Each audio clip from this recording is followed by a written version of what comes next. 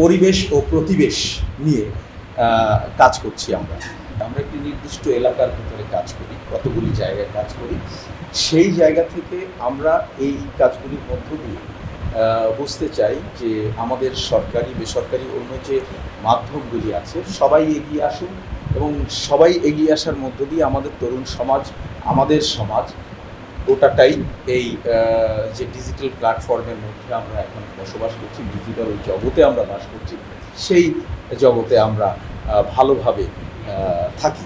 তো আমরা আসলে একটি বিষয়ে যদি বলি যে institute for environment and development, আমরা কারা, আমরা কেন এই কাজ করছি, এই জায়গাটিতে আমি একটু সংক্ষেপে বলবো।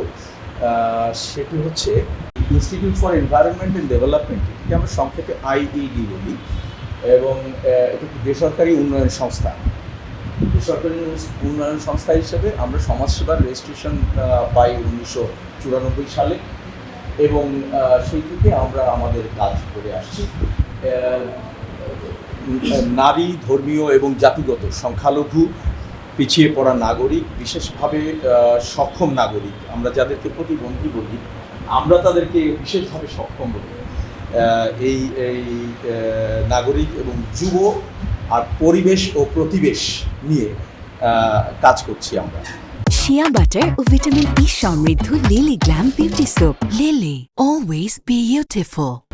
আমাদের শান্তি, সম্প্রীতি, সৌহার্দ্য, সহনশীলতা, বৈষম্যহীনতা, মনোগঠন, মানুষের মনোজগৎকে গঠন করা এবং পরিবর্তন, দ্বন্দ্ব সংবেদনশীলতা, বিভিন্ন রকম কনফ্লিক্ট হয়, সেই কনফ্লিক্টের জায়গাটায় আমাদের সংবেদনশীলতা এবং সেগুলি বিশ্লেষণের কাজ আমরা করি এবং সেটিকে ট্রান্সফর্ম করার, রূপান্তরের জায়গায় আমরা কাজ করার চেষ্টা করি।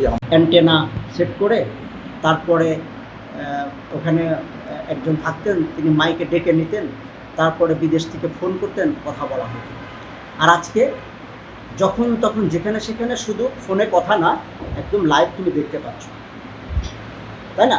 একজন মা বা একজন বাবার সন্তান যদি তার কাছ থেকে দূরে থাকে বা বিশেষ করে দেশের বাইরে থাকে, প্রবাসী থাকে, তাদের যে কী পরিমাণ কষ্ট হয়, যারা মা বাবা হয়েছে তারা বুঝতে পারে। সেই সন্তান যখন দেশের বাইরে থাকছে এবং সরাসরি লাইভ কথা বলতে পারছে, তখন কি মনে হচ্ছে যে আমার ছেলে বা আমার সন্তান আমার সামনেই আছে। এটা একটা মানসিক প্রশান্তি। আর মানুষ যখন মানসিকভাবে প্রশান্ত থাকে তখন কিন্তু সে কর্মক্ষম হয়ে ওঠে এবং সে কি সুস্থ থাকে। মানব জীবনের সবচেয়ে বড় নিয়ামত কি? সুস্থ থাকা, তাই না? সো আমাদের এই যে প্রশিক্ষণটা আজকে, এই প্রশিক্ষণ কর্মসূচির সবচেয়ে বড় বিষয়, আমাদেরকে আগে ডিসিশন নিতে হবে যে আমরা এই প্রশিক্ষণ নিয়ে আমরা যে ডিভাইসগুলো দিয়ে কাজ করব, সেই ডিভাইসকে আমি আমার ভালো কাজে ব্যবহার করব নাকি আমি নষ্ট হয়ে যাব, তাই না?